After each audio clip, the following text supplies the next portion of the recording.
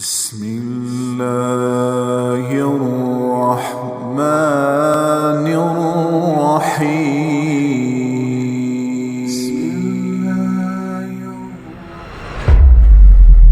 ہے اگر تم خامند ہو تو بیوی کے لیے رحمت بن جاؤ، بیوی ہو تو خامند کے لیے رحمت بن جاؤ، ایک دوسرے کو عزت دو، ہاتھ اٹھانا، گالیاں دینا، یہ کہاں کی انسانیت ہے؟ پھر ہمارا معاشرہ جوائنٹ فیملی سسٹم ہے، ساس ہو کر سسر ہو کر بچے اور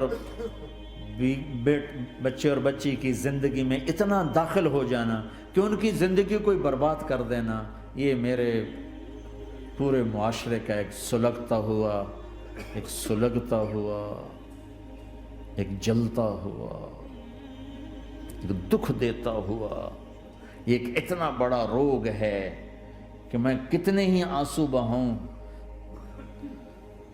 تو میں اس غم کا حق نہیں ادا کر سکتا جو ہر گھر میں لڑائی ہے۔ ساس اور سسر کا بے جا دخل بچی کی زندگی میں، اس نے گھروں کو آگ لگا دی ہے۔ ہمارے پڑوسی ذمہ دار ہیں، ان پڑھ ہیں بڑے ذمہ دار، تعلیم اتنی نہیں ہے، تو ان کے ایک بچے کا میں نکاح پڑھانے گیا تو ان کے والد بیٹھے تھے نکاح سے پہلے، ایسے ہی تو مجھ سے کہنے لگے مولانا صاحب میری بیوی نے مجھ سے کہا کہ دیکھو ہم دونوں عمر گزار چکے ہیں، تو ایسا کرو اپنے بیٹے کا گھر الگ بناؤ اور اس کی بیگم کو وہاں لے کر آؤ، اگر یہاں لے کر آؤ گے تو ہم دونوں کہیں ان کی زندگی خراب نہ کر بیٹھیں اور ان کی زندگی میں دخل دے دے کر کہیں ان کی زندگی کو تنگ نہ کر دیں، میرے بیٹے کا الگ گھر بنا، وہاں اس کی بیگم لوگ کے لیے لے کر آ تاکہ ہم ان کی زندگی میں داخل نہ ہو سکے۔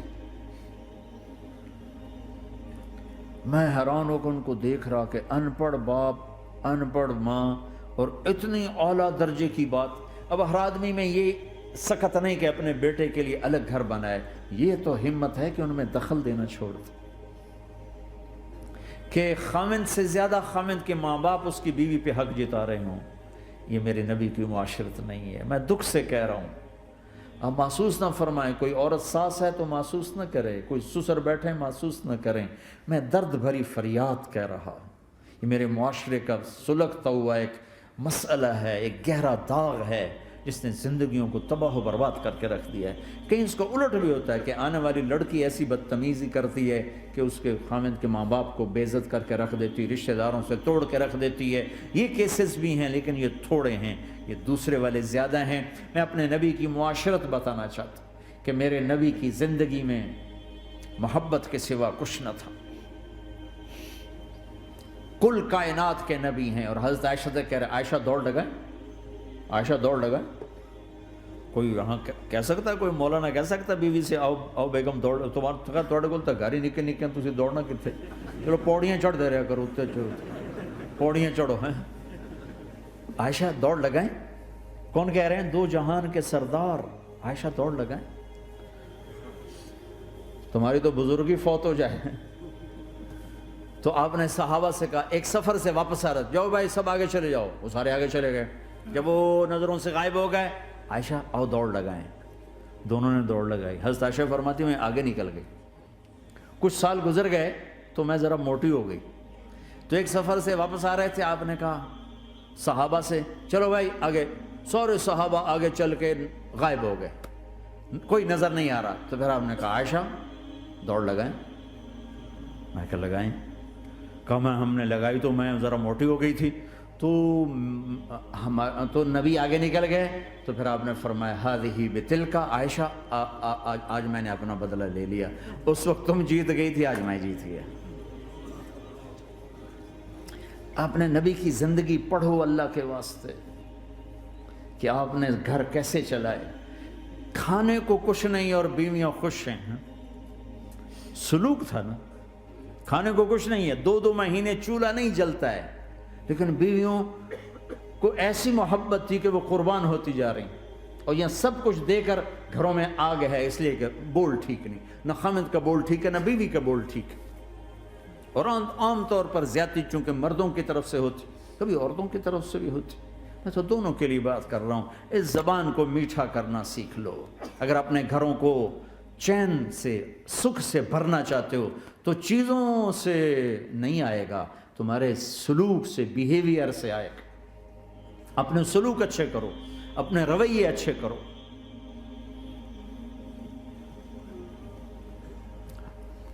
مسجد نبوی میں حبشہ کے لوگ, ایتھوپیا, وہ کر رہے تھے چھوٹے چھوٹے خنجر, اس کے ساتھ نا وہ رقص کر رہے تھے. تو حضرت عائشہ کے کان میں آواز پڑے کہ یا رسول اللہ میں نے دیکھنا ہے. تو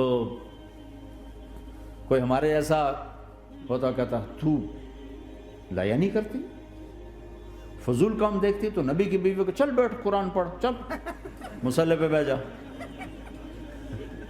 چل تسبیح پڑھ. تجھے خیال کیسے آیا, دنیا میں دین مٹ رہا ہے, تمہیں خیال کیسے آیا کہ تو تماشا دیکھتی ہے؟ آپ نے کہا آؤ دیکھتے ہیں. خود آپ دروازے میں کھڑے ہو گئے اور عائشہ کو پیچھے کھڑا کر لیا. تو عائشہ رضی اللہ فرماتی میں آپ کے پردے میں کھڑی ہو کر میں دیکھتی رہی یہاں تک کہ آپ تھک گئے. ہمارے نبی تھک گئے, اور تھک کے نا کبھی یوں ہو جاتے, یوں ہو جاتے, ایک پاؤں کا سارا, پھر کہنے لگے عائشہ بس نہ کریں. میں نے کہا نہیں ابھی میرا دل نہیں بھرا. کہا اچھا ٹھیک ہے. پھر کبھی یوں ہو رہے ہیں, کبھی یوں ہو رہے ہیں, کبھی یوں ہو رہے ہیں, کبھی یوں ہو رہے ہیں. حضرت عائشہ کہتے ہیں جب میں نے کہا بس, پھر آپ واپس آ. یہ میرے نبی کی زندگی ہے. تم لان تان سے زندگی بنانا چاہتے, ساس سسر بہو پر بیٹے سے بھی زیادہ حق جتانا چاہتے. یہ عام معاشرے کی بات بتا رہا ہوں کہ بہت تباہی ہے. میں تو مسائل سن میں نے تو اب اس دفعہ یہ ارادہ ہے کہ اب میں فون چھوڑ دوں گا, نہیں رکھوں گا, کہ میرے اندر ہمت ہی نہیں رہی کہ میں گھروں کے مسائل, میرا کلیجہ پھٹنے کو ہو. ایسے ظلم ہیں, ایسے ظلم ہیں. ہمارا سسرالی معاشرہ بڑا ظالم ہے, بڑا ظالم. 99.99% ظلم ہے.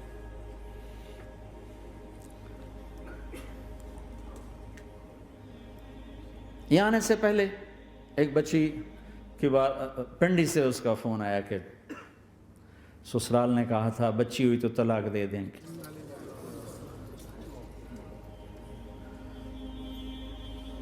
بچی ہو گئی.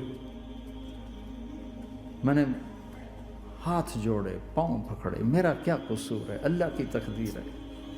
طلاق دے دی, نکال دیا گھر سے. حج میں 2 بچی ساتھ تھے ابھی میرے حج میں. تو 22-23 سال کا بچہ تھا, اتنی سال کی بچی تھی. تو وہ میرے ساتھ حج میں اکٹھے تھے. تو ہم عرفات میں تھے, تو وہ بچہ میرے پاس آ گیا اور کہا بس مولانا میں اپنے گھر سے بڑا تنگ ہوں اور میں نے فیصلہ کیا میں جاتے اپنی بیوی کو طلاق دے دوں گا. میں نے کہا شادی کتنا عرصہ کا؟ 3 سال. میں نے کہا بیٹا ایسا نہ کرو, میں جب حج سے ہم واپس جائیں گے نا عزیزیہ میں, تو تم دونوں میاں بیوی میرے پاس آنا. تو ہم جب واپس گئے تو میں نے پہلے اس کی بچی کو بلایا اور وہ خود ہی ملنے آ گئے کہ میرے کچھ مسائل ہیں. پھر اس نے بیچارے نے اپنا دکھڑا شروع کیا.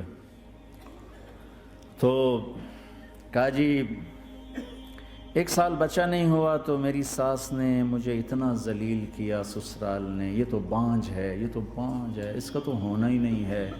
اور اتنے تانے کہ میرے ماں باپ بھی رو برا حال, میرا رو برا حال. پھر آخر یہ ہوا کہ چلو میڈیکلی دیکھا جائے, ٹیسٹ کیا گیا تو فالٹ بچے میں نکلا, میں تو کلیئر تھی.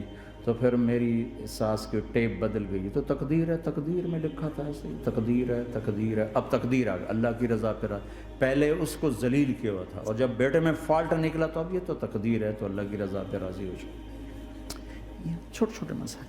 جب میں نے تھوڑی سی ان سے سٹنگ کی تو ابھی میں اس سے فون سے ان ٹچ ہوں کہ کہیں یہ پھر بے وقوفی نہ کر بیٹھے. کہ مولانا ہمارا گھر سکھی ہو گیا پر ماں باپ دونوں ناراض ہو گئے. میں نے ان کی ناراضگی کی فکر نہ کر, انہیں راضی کرنا تیرے ذمے, تیری بیوی کے ذمے نہیں ہے. تو اپنا حسن سلوک باقی رکھ. اس حد تک یہ ہمارے گھروں میں جو نہ جاننے کی وجہ سے دیکھو تمہارے یہاں ٹریفک کا سسٹم کتنا اچھا ہے. 10,000 گاڑیاں چل رہی ہوں، ٹریفک بلاک نہیں ہوتی، چل رہی ہوتی، چونکہ ہر آدمی اپنی لائن میں چل رہا ہے۔ اور ہمارے پاکستان میں 10 گاڑیاں کٹھی ہو کے سر پھنسا کے کھڑی ہو جاتی ہیں، ساری رات کھلوتے رہتے ہیں، راہ نہیں دیندے، کھلوتے ہیں کئی دفعہ، او تو ہٹ، او تو ہٹ، او تو پیچھے ہو، تو پیچھے ہو، 200 گاڑیاں ادھر 200 ادھر۔ یہ چونکہ میں روز سڑکوں پہ چلتا ہوں، روز یہ تماشا دیکھتا ہوں۔ اگر تم اپنی لائن میں رہو تو کوئی فساد ہی نہیں، جب تم اپنا بیریئر کراس کرتے ہو پھر فساد شروع ہو جاتا۔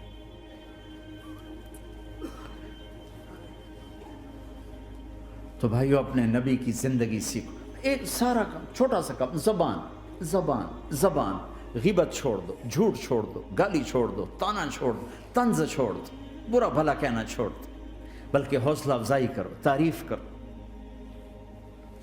ایک ہماری دھوبن تھی ماسی شریفہ، مرحوم 85 میں فوت ہوئی، سن 85، بہت لڑاکی تھی۔ تو وہ آگے ایک دن میری بہن کے پاس کہنے لگی، بی بی میری نوہ میرے نال بڑا لڑتی آپ تھی، میں نے کوئی تویز دے ساریاں میری نوکر بن جائیں۔ تو وہ میری بہن نے ایسے نا ایک کاغذ پر نا وہ کوئی لکیریں لگا کے تو ایسے بالکل رول کر کے کہا کہ ماسی شریفہ جب تیری لڑائی شروع ہو نا تو نے یہ تعویذ یہاں رکھنا ہے،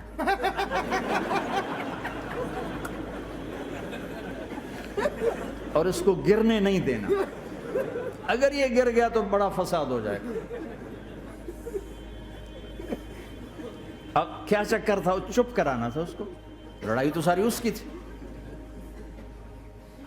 ہفتے کے بعد وہ آگے، بی بی تو تا ایسا تویت دیتا ہے ساری لڑائی مک گئی، کیوں جو ماسی شریفہ آپ چپ ہو گئی، یا وہ شروع ہوتے وہ ایسے کر کے بیٹھ جاتے، لڑائی ختم۔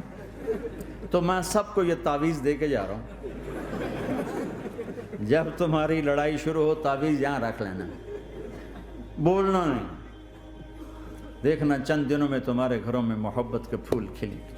یہاں بہت زیادہ طلاق بڑھ چکی ہے، تھوڑے دنوں میں طلاق جو ایک دوسرے کی برداشت نہیں ہے۔ یہ میرے نبی کی زندگی ہے، برداشت کرو۔